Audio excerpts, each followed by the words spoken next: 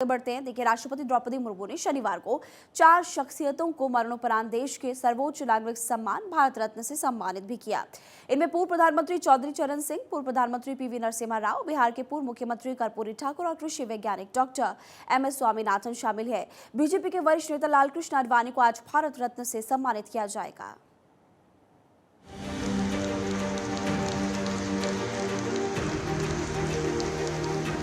भारत रत्न देश का सबसे बड़ा सम्मान। इस साल ये सम्मान 5 हस्तियों को देने का ऐलान हुआ और इन 5 में से 4 शख्सियतों को राष्ट्रपति द्रौपदी मुर्मू ने सम्मानित किया।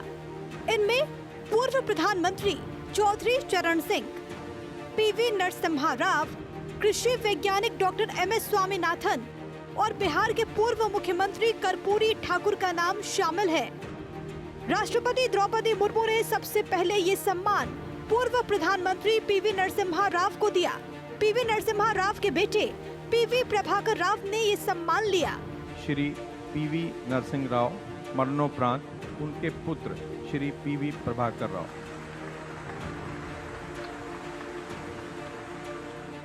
पीवी नरसिम्हा राव देश के 9वें प्रधानमंत्री थे। उन्हें मरणोपरांत भारत रत्न से सम्मानित किया गया।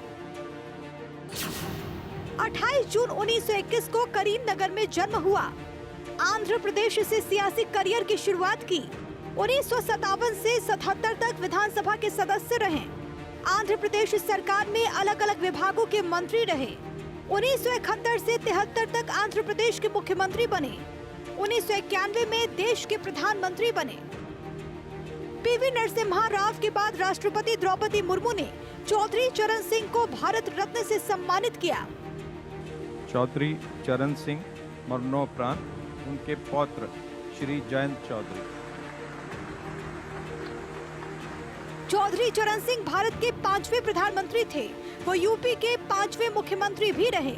ये सम्मान देश के लिए उनके अतुलनीय योगदान को समर्पित है।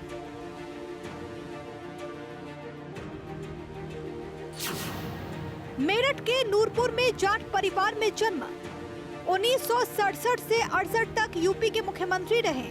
1979 में वित्त मंत्री और उप प्रधानमंत्री भी रहे। चौधरी चरण सिंह ने जनता दल की स्थापना की। जुलाई 1979 से जनवरी 1980 तक देश के प्रधानमंत्री रहे। हरित क्रांति के जनक डॉक्टर एमएस स्वामीनाथन को भी राष्ट्रपति ने सर्वोच्च सम्मान से नवाजा। डॉक्टर मनकोम्बु सांबशिवन स्वामीनाथन मरणोपरांत उनकी पुत्री डॉक्टर नित्या राव। एमएस स्वामीनाथन की बेटी नित्या राव ने राष्ट्रपति से सम्मान ग्रहण किया।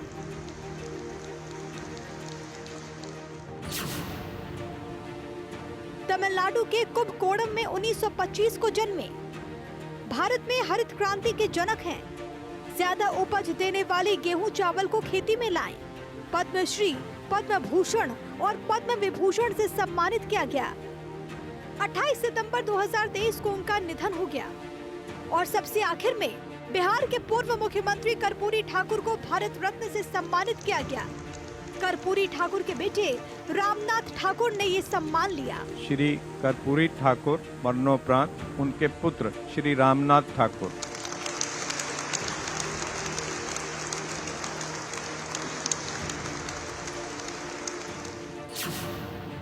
दो बार बिहार के सीएम, एक बार डिप्टी सीएम रहे। पिछड़े वर्गों के हितों की वकालत करने के लिए जाने जाते थे।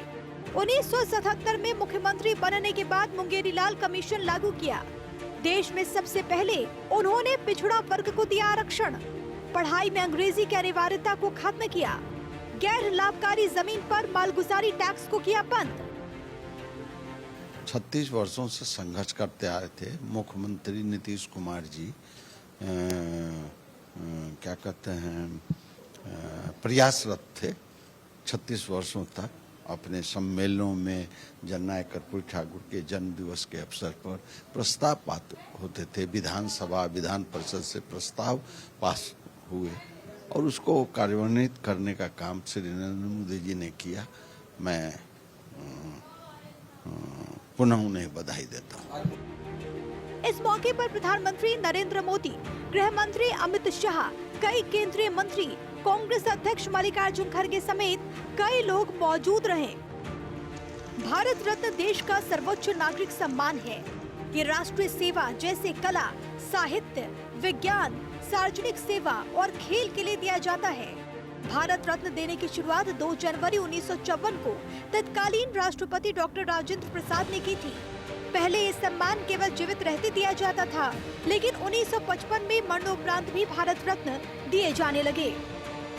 Bureau report, Bharat 24।